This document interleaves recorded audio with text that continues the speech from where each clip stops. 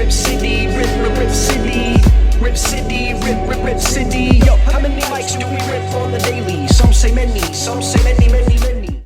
What's poppin', everybody? Welcome back to the Rip City Basement, bridging the gap between hip-hop fanatics' demand to hear technique and Portland's electronic obsession. My name is brenboy. Go check out my new song, Blueberry Pancakes. It's streaming everywhere like air. Speaking of which, I got the producer, engineer for the song Blueberry Pancakes sitting right here. Welcome to the show, producer, musician, one of my good friends, Sean Berahmand. What's up, Bren? Thanks for having me, brother. Thank you, man. Welcome to the show. Yes, sir. Thank you for having me. Absolutely, bro. I'm jacked about the Blueberry Pancakes song. It just came out a couple weeks ago, and the response on it is killer, man. People say it's like the best song that I've released. Which is interesting to me because you asked some good stuff.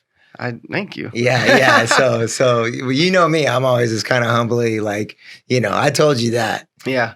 Yeah, that was really fun, man. Just the whole process of getting in the studio with you and linking up on the tracks. And when we first made it, it was like straight hip hop, and then all of a sudden I come back for session number three, right? And you got a whole new song with guitars and pianos going. That was just really fun. What was your thought process of even putting those instruments in the track? Well, like as you're talking, all of a sudden I'm just seeing like, when you go to put like an emoji and you just see like the two eyes just kind of go like that. Yeah. That's kind of that's how I think about it, especially when you walk through the door. And I think we've talked about this, like, I think my thought process, I'm probably going to repeat myself. You probably heard some of this before, but, Bren comes in and we're just like going to collab on this thing. Keep it easy, keep it light, right?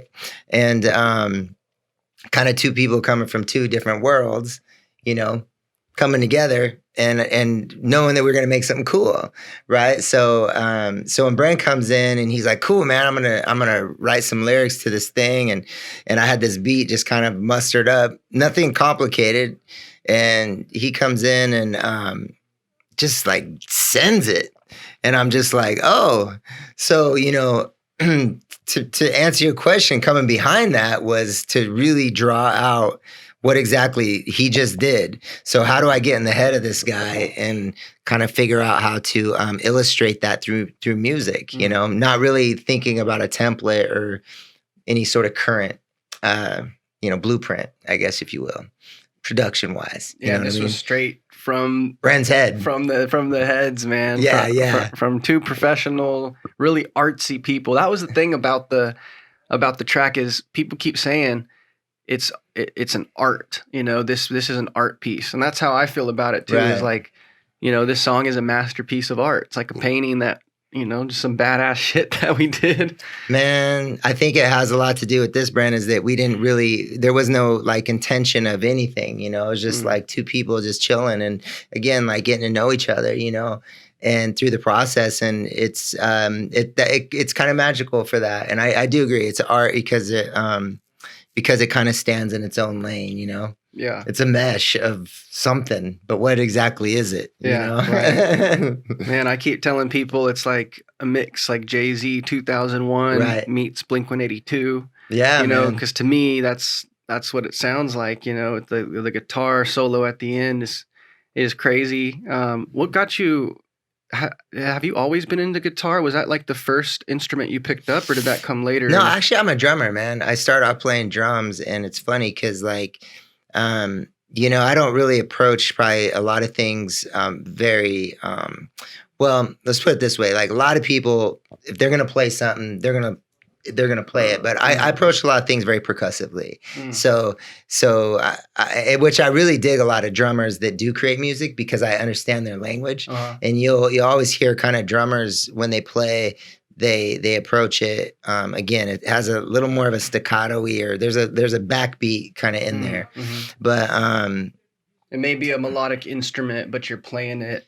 Yeah, and in your head you hear rhythms with this right stuff. And as a vocalist, the only way I could get the instrument to talk back was, okay, I had the rhythm part down, I know I can get that part out, but the voice is what I have to get out of the instrument. So I, in my opinion, I always heard stuff a little more dumbed down. I'd go play up against the guys that can really throw it down, right? And I'm just like, oh, that's what you're supposed to do. But that's not gonna limit me. I'm gonna still make music. So to answer your question, you know, I've kind of like I've stumbled into all instruments that way. Gotcha. Yeah.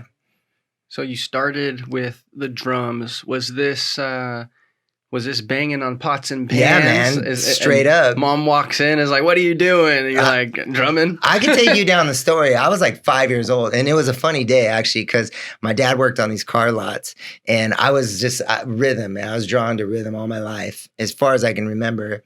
And I was in the back behind all the cars, like in this area where they had these trash cans, and I'd flip this trash can over, and I was getting it. And I remember this day specifically because I was like, ooh, I think I'm going to be a drummer.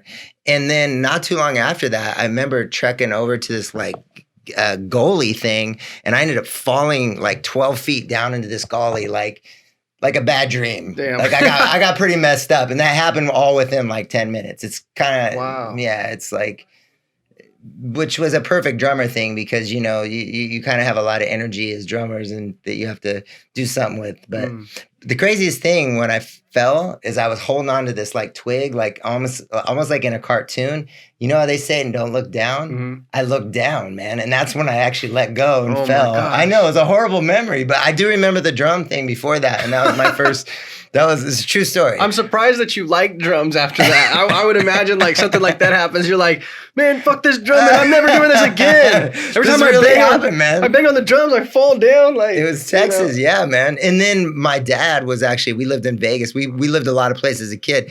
And he had this band that was like a show band or something. I don't know, but it was late at night. And I remember playing their drum set because he had them rehearsing at our home. So that was like my first kind of like, I got to get behind a real drum set, and I was like, ooh, this. I was really enamored by drums. Oh, wow. Still am. Yeah.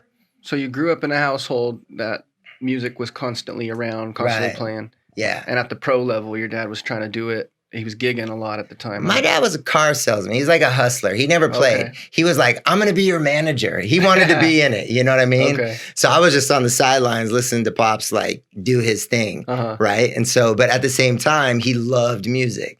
So I was getting kind of his passion out of it, but I was actually the one that was learning how to play something. Got you. Yeah. That's awesome. Yeah. You know, it's funny. It's like my music taste is just always...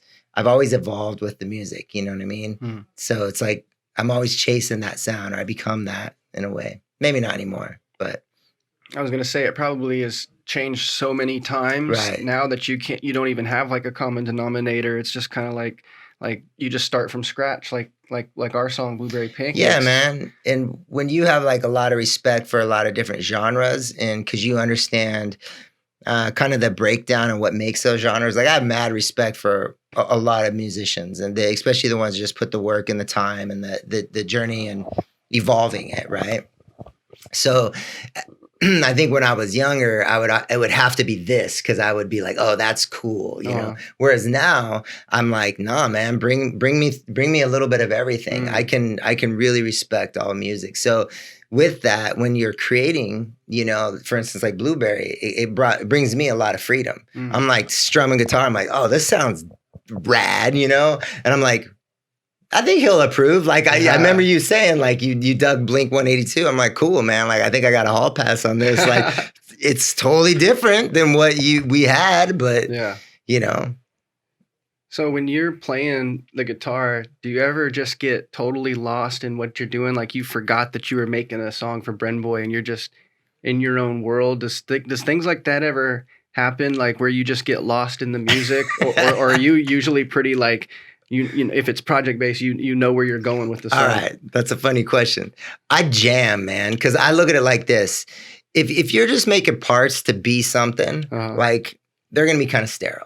So I rocked the song first. I'm like, oh, I'm off the clock. So I'm going to rock out. And I'm going to tell you something about that. I had guitar all the way through the song, but I chopped it out. Yeah, man. Oh, so you did the whole. It had a whole thing going. Okay. But yeah, I never told you that. But that was me jamming. And so I was like, at some point you got to throw all your, man, it's kind of like, it's like getting the energy in the studio, like when you're rapping, for instance, you got to get the party going, right? Mm-hmm. So it's the same sort of thing when you're layering and you're producing. Like I want to get the energy up. And if I'm getting, even if I'm just there by myself and I'm getting the energy up, like, oh, this is cool. Like it's going to translate, and that's another kind of cool thing about putting a live instrument over like a sequence track, let's say, because, you can mess with velocities and kind of get a beat sample going, but a human element is going to bring a different energy. So playing a human element on a track is going to add that human feel. Right. So you got to get that up. Yeah. Yeah, man. So I think people really feel it too in the music. Like there's man. difference, I guess I saw like a diagram of strictly digital versus analog.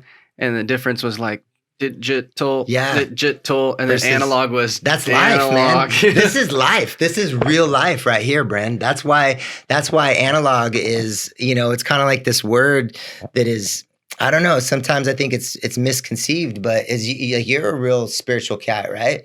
So as you start to tap into frequency and how the motion of frequency, it's like we aren't this, man. Right. By nature, That's a good point. Yeah. So can you hear it yourself? Like when you hear a total in the box song versus something that was made, like just listening, because you've had your hands on a lot of different mixes, a lot of different styles. Right. Can just by hearing it, can you tell, like with your eyes closed, like this one's this and this one's that? Yep. Really? Yeah, I can. And it's funny is Young Guru, right? Yeah. Okay, so I was at Nam a couple years ago, and Vietnam? Nam down in Anaheim. Okay, usually when people say I was in Nam, Nam, they're usually a lot older, right? And they don't have a smile on their face when they're telling the story. So Nam, right? So Nam is just a convention, and all the like latest gear. But there's a lot of cool like artistry stuff still happening. But they were down there. He had a seminar, and he was talking about in the box versus analog, and he gets it, man. And I mean, obviously, the dude's touched. He I think he got some of his biggest credits off like Outkast stuff, some of the early Outkast. I mean, he's just taken off and done a lot of stuff. But once you identify it, you know what it is. And it's very different than digital, but it's human. It comes back to the human part. And the thing that you have to understand is like you have a lot of things being made digitally, but then the analog guys touch them and they bring those things to life. So that's happening more of a hybrid anymore. It's just a lot of people don't understand that. Yeah. I kind of like that too, because like there is a lot of benefits of working digitally. There's the workflow's quicker a lot of the times. You don't have to track everything out. You can test things. Especially with DAWs like Ableton. They have different scenes. You can load up these scenes and arrange them, and if you don't like it, try it out another way. So I definitely dig it. But when I was growing up, and I was thinking about, when I'm listening to rap songs and I'm like, how did they make this beat? How was this even? The only thing that made sense in my head was linear tracking. They must have had one instrument going, and then they play it back, and then play something on top, and then they play it back. And I still kind of approach it like that in my head. Right. Same, especially with lyrics. I'm just like, let me just spit my shit, do my doubles. Do my yeah, man. I saw you do it. My ad libs. Yeah, that's yeah. How I like you had a kind of you definitely had like an analog approach to it. You know what I mean? Which again makes it human. Like in my honest opinion, anyway, it makes it a moment rather than a fabricated. I agree. Thing. And then the audio equipment, the studio is just capturing that moment. Right. It's just capturing a really good take. Like some of the best hip hop was made that way, right? Yeah. Yeah, man. Exactly. They say they like Lauryn Hill's song. It's actually a Fuji song, but Lauryn Hill's on it. Killing Me Softly. Oh, right. I just heard that the other day. She was like arguing with Wyclef at the time. They had like a disagreement or something. And she just was going through a lot. She's a young woman going through what she was going through. and she came in the studio just crying and just like trying to suck it up, you know? Right. But she was just trying to shake her emotion so that she can record. And she just came in there to do scratch vocals. But she did it, and then she came back another day and she was refreshed and tried recording it, and it wasn't good. Working. It just wasn't working. Yeah. Everyone was looking at it and scratching their heads like, well, these scratch vocals over here were perfect. We can't, and they say it's like trying to catch lightning in a bottle twice. Man. You do it once and you're like, this was great. Don't touch it. Yeah. and then you're trying to recreate it. So sometimes it's just the moment, the energy, how much coffee you drank that day, or what's on your mind. Yeah. What's going on in your life. And I don't, shake my tail at any of those factors, because one of those little factors might be why that song was that dope. Right. And you never know which one it is. Right. We want to feel that connection, you know what I mean? And a lot of times it is coming through, like you said, those little things like we've even had that talk, like things that you would have never thought of would connect with like your fans. Right. Connected, you know, oddly. But it's usually what they say is it's the thing that we are kind of most embarrassed about or whatever about it, like insecure about is usually the one thing that people actually adapt to or find. Yeah, it's true. Especially in music. Yeah. I just had someone, a good buddy of mine, Vlad, he just explained to me what this term purple cow is. You're driving down the road and you see out of the corner of your eye there's a purple cow. You're bound to say, whoa, hold on, you see that cow? It was purple, And then so it's like there was something about that cow that made you remember it. And with music, it's like, oh, my purple cow is my music. It's good. It's really good. Right. It's like, well, yeah, but if a car's just driving by, they don't hear your music. Right. They need to just be like, whoa. And then once they go investigate you and open up your music, then it's like, oh, I see, I see the depths of what makes this so cool.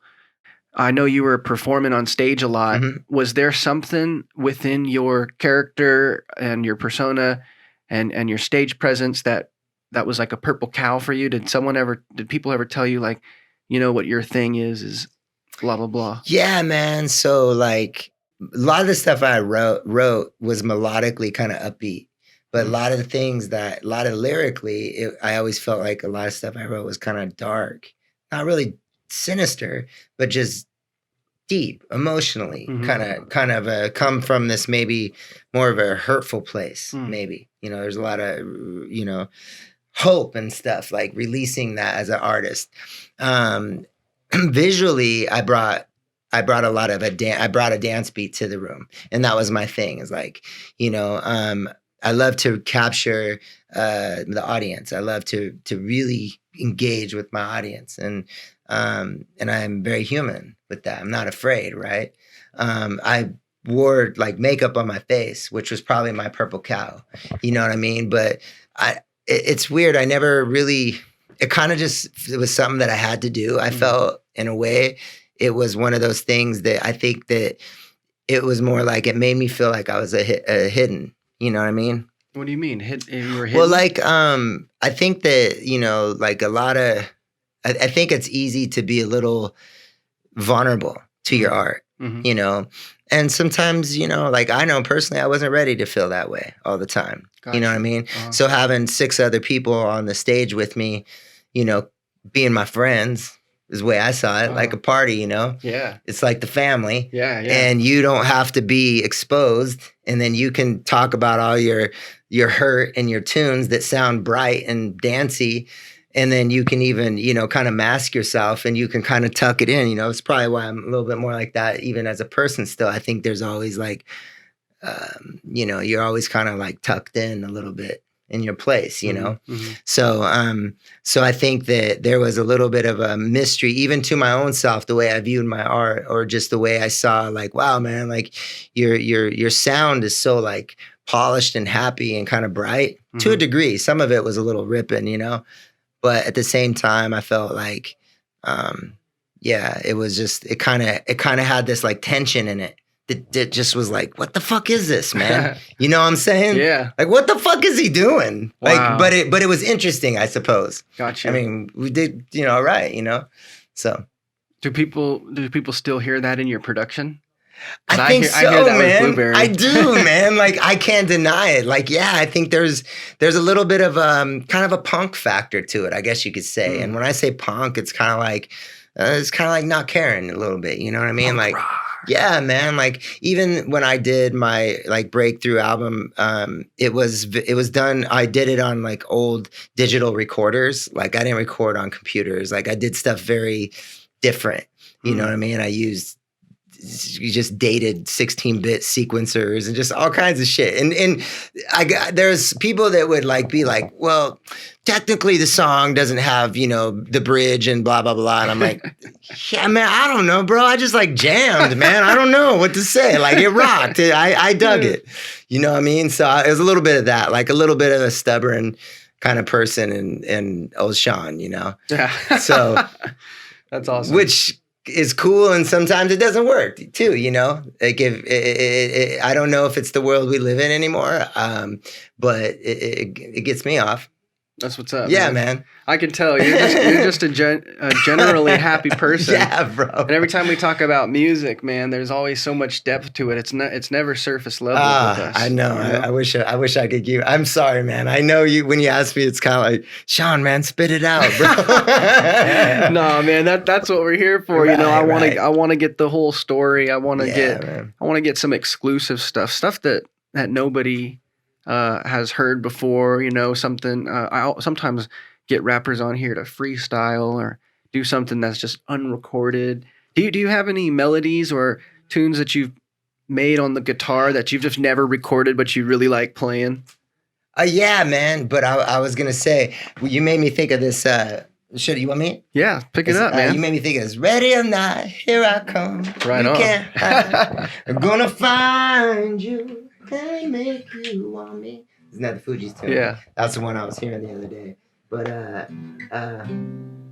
this is a little rackety. Oh, wait, I got something for you, Brent. All right.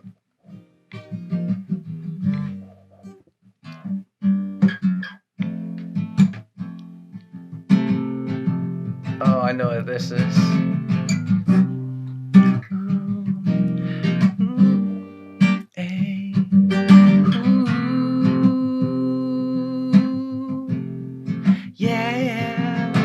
I just wanna show who you are. You should let me love you. Let me be the one to give you everything you want and need. Baby, good love and protection. Make me your selection. Show you the way love's supposed to be. You should let me love you. Love you, Love you. Yeah. Yeah, okay. Yeah, man. We got to record that sometime. I'm lame right now, man. Like, I have been so like just too in everyone else's music, man. It's almost just like I look at mine and I was sitting over there in the corner. I'm like, man. Okay. You know what I mean? But it's cool. Like, I'll tell you, Bren, like that was a lot of why I put a lot of energy into like the Portland scene, for instance, just being involved, because I love to give service. Like, I love hanging out with other musicians. They're my family. They're my people. Yeah. I've been doing this since Soul family, yeah, man. Like, Soul fam. There's musicians, all creatives, like, especially in music, they sit in this little corner of the world. And we get each other. Word. Good or bad. You know what I mean? Yeah, we just get each other. That's true, bro. So I've come to that realization, and that's why, my whole world's just kind of built around it, Yeah. I mean, I don't have to sell a Grammy. You know what I mean? Right. Wait, sell one? Or win one? Maybe I will sell a Grammy. Maybe I'll get one of those. Grammy prices are going up right now. How'd you get your Grammy? Don't ask. But I got one. Oh, shoot. But you know what I'm saying? Like, yeah, man, it's just, it's definitely like it's the family, the language of it. Yeah. Yeah, man. It's the universal language, right? Mhm. You know? You can talk like this to anybody, you know, who's musical, which is like every human in the world is somewhat musical, right? Right. Like even if they don't know it. But the ones that sit in the studio and grind it out, you know what I mean? Yeah. Making it and just putting in the time, and oh man, it's so much work. And the people that do it know it. You know, it's like your peers, you know, and everyone's got kind of a love and respect. And so that whatever's built into that is what I really dig about, you know, just being in production and, you know, helping projects and being a part of projects. Most definitely. Yeah. What would you say is like the coolest but weirdest thing you've done in a studio session? Like, I know there's been some like crazy mic tricks that you've done, or some acoustic thing, weird anomaly that you captured and you just rolled with it. But give me something, man. What's like some of the weirdest, coolest shit that you did music wise? Dang, man. That's an interesting question. I mean, definitely like captures, you know, like I love capturing stuff a certain way, and I'm not afraid to kind of be dirty about it. You know what I mean? So just, like using different sort of hardwares, or like you said, like mics. When I've created music for myself, like it's kind of like you take on personalities. Like I put personalities into the music. Like I remember when I was trying to get backing vocals done for tracks, and I couldn't find no one. So I was just like, well, I got to become like, I wanted these like gospel singers, right? So next thing you know, I'm the gospel section. Whoa. So kind of taking on almost like we were talking one time about method acting, almost becoming like the character. Right. So, and you're kind of by yourself. So when you get your captures and you're kind of done, you're going like, you're kind of a fucking weird dude, Sean. You know, damn, what did I just do? Yeah, something like that. But man, I have a lot of little crazy ideas, you know, and I don't mind working them out, you know. Like I love like taking 4-track recorders and just doing like cool stuff with stuff like that. Like spend a little more time in the productions. Like nobody ever knows this stuff. Most people don't care, but it gives you a little color and a certain quality on your productions that people hear it. And it's again, that thing like, even like Blueberry, I did some things on that like most people wouldn't do, you know, just reamping or remicing or kind of gritting stuff up just to give it a certain signature, you know, that's just different. Yeah, man. What would be like one monumental thing that happened in your life or in your music career that kind of like, you know, sparked that next level thinking? Because I know at some point you were his producer and you're trying to figure it out, and then something happened where you're just like, it's just like, you know, you're no longer growing in chunks. You like leaped up. You know, what was the one thing? I'll be honest with you, man. When I met my wife, I put music aside, and I slipped into like a pretty deep alcoholism, and I didn't understand it. But what happened was I had come out of a situation where the girl that I was dating was dying, and it was really. I look back at it now, and it was. I think it really kind of rocked my world, right? So and I was playing a lot and doing a lot of music back then. And so what happened was when I met my wife now, we started dating, and I just was kind of happy to be feeling good vibes, right? Because it was pretty dark going through what I was going through with this person, because they had a lung disease, cystic fibrosis. Oh, wow. Just really hard to see. She was very young, and just things you couldn't imagine, you know, people should have to go through. And so when I kind of came out of that, she had a double lung transplant and kind of moved forward. I came into the situation with my wife. When we met, I felt so good. I thought that was kind of my new direction. So I kind of put music aside, right, for like 3 years. And on one hand, I have this like incredible, you know, I've fallen in love. But on the other hand, I was upside down within myself because my one true love was missing, and that was music. So to answer your question, I sobered up, man, and I came back. And when I became sober, my mind expanded in ways that I would have never expected. So that's where I really grasped this sort of elevatedness. And to this day, I'm still, you know that. And it's kind of like, it's my safety, man. I don't know how to explain it. Like it's just a world that I just came back, and I really respect the music in my life and like the gift it has been to my life. And I think what made me get a little more saturated in myself, at that time, was because I didn't have it with me. And I didn't realize how amazing and healing it was to me as a person.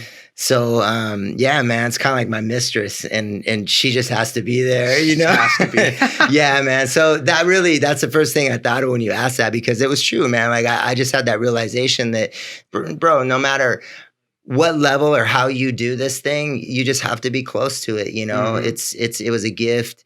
And, we've talked about this, and the ones that do it from the depths of their heart, they do it for real, man. And you can't not be doing it. It's art, right? And so I think that brought me to a lot more realizations with production, and just pushing my mind, pushing my creativity, being healthy in that, and like being athletic in my thoughts in a way, to be powerful and right. And I like how you think of that. Your mind isn't. You're an athlete in your mind. Yeah. I like that. And so, and I think the coolest thing is like, and that graduates into like the other productions. I grind it out in the studio, man. A lot of people don't see how hard I work on their music, but I work really hard. And you know what I mean? Like, I do know. So it's like, but I have to, I have to, man, because I'm grateful for my gift. I'm grateful for that peace of mind. And I'm grateful for the pleasure and the joy of it, brings me a lot of peace in my life. Yeah. And you remember a time where you didn't have it. Right. So you don't want to go back to that. Exactly. Exactly. That's almost a blessing in disguise. Like, it did that, it tugged at your heart like that so much to where it's like, I'll never let that go again. You'll never go down that path where you don't have your baby by your side. Right, man. It was truly it was a real realization. Yeah, and it's just like, and yeah, exactly. It's like, I'm sorry, baby doll. I'm never going to leave you again. Never leave you again. Yeah, man. You got to make a song about that, man. Well, there's probably a few of them. Yeah, it's crazy. It's kind of etched in me, Yeah. But yeah, man. That's awesome. Yeah.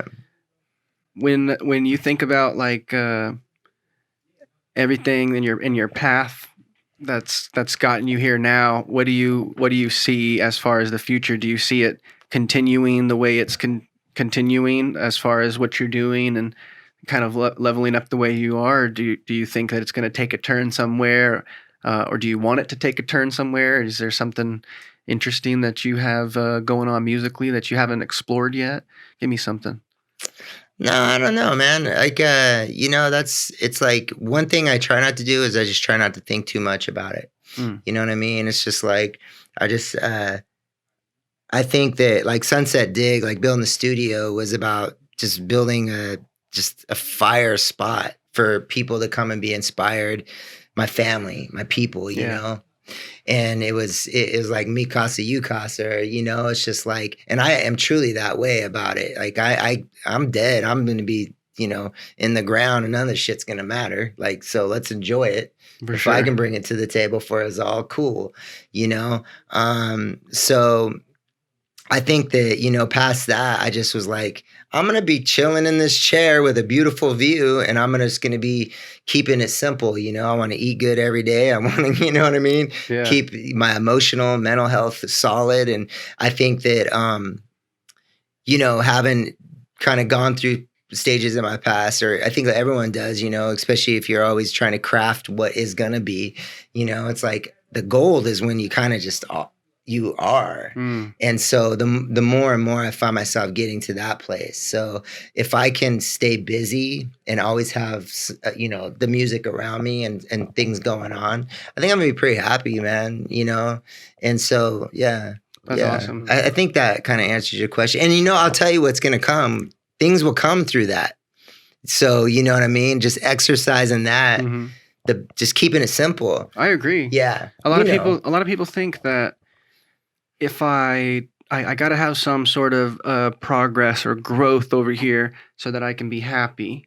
I gotta, if I stay with my process and I stay with my growth, I'll be happy. If I just keep doing this, I'll be happy. Really, it's interesting because it's like you can just be happy and you'll grow.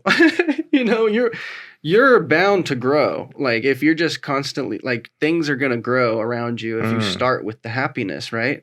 So what is the thing that makes you happy? And if it's your music, you start with that and the opportunities start to unfold. At least that's how it was for me. And it's a true story, man. Just build the studio first, watch the next level unravel, man. Right? Yeah, and I have a blast, man. I mean, I had a blast building it. I mean, I'm just like, for me, it's always just everything I do is kind of like a party. It's kind of like a good time, And I work hard to put pieces in place in my life to where I'm not going to fall apart because I've been, I was raised poor, I came from nothing. So everything I have is up. But at the same time, I know that you have to maintain that, or you have to at least put the pieces in place. So that's something that I've worked really hard to do that, so I could get to that place of just got you. Yeah. If that makes sense. Oh yeah, totally makes sense, man. And I maintain it, like, and I have really strong values about how to maintain your surroundings, your people, your relationships, your resources. Yes. Yeah. It's a whole plate. Bren knows, man. I know because you and I, this is where we, yeah, man. Definitely. Like, respect too, on that level. Yeah, man. Yeah. I always enjoy talking with you. It's never surface level. It's always something. I always get something out of it that I take back, or, a week from now, I'll be conversating with someone else and I'll be like, oh yeah, that one thing that Sean said, So I always look back at that kind of stuff. Well, I'm excited for our next projects. Man, we're gonna pump out some cool stuff. We are. Yes. Brent and I ain't finished. It's onward and upward, and I don't even know what do we got cooking? We're gonna do some acoustic covers. True. I'm gonna sing some love songs this year. Yay! You guys ready for that? Hey! Rapping ass brenboy about the do re mi fa sol la ti. About to sing it from the heart, anything baby. he wants to do. My mama said if I put my mind to it, it can happen. Yeah, so yeah. She was right. I'm gonna try, bro. She knows best. That's what I'm working on. I'm working on just getting all this ready for singing, and I'm gonna come to you with everything prepared. There it is. Yeah, we ain't going nowhere, man. It's just keep crafting. All the way up. Yes, keep crafting. Good food. Like I said, some good food. Just good laughs. Keep it light. Yep. Get some tea going. Yeah. Good music. Reefer and people. Yeah, man. I mean, what else are we going to do? We ain't got nothing else. We really don't. I don't know where we're headed. I don't know if we're in a hurry for something. I don't know. All I know is I'm doing this. I know. Shout out to our sponsors at Emerald Triangle CBD. Yes, sir. This is the sour space candy. Dude, those packages, I really dig that. It's pretty sweet. What was the inspiration on that? It's all very lush up there. Like, there's a lot of agriculture, actually. Oh, yeah. It's technically the best soil, geographically speaking, with the sun ratio. The climate is a big deal when it comes to growing herb. So some of the best herb in the world is kind of known. Yeah. And that's where that's... Yeah, Northern California and Southern Oregon, where I'm from, this is straight out of Southern Oregon. So shout out to our friends at Emerald Triangle CBD for hooking us up with some of the best product. I swear, this is the best product that I've smoked, man. I mean, it's laid out nice too. I mean, it's very royal looking. I know you don't smoke anymore, but if we were, man, if I ever get a joint in your hand, it's going to be one of these CBD sticks. All right, yeah, you might make me do that. Well, Sean, thanks for coming on the show, brother. Yeah, man, it's been a lot of fun. Yeah, always, Brent.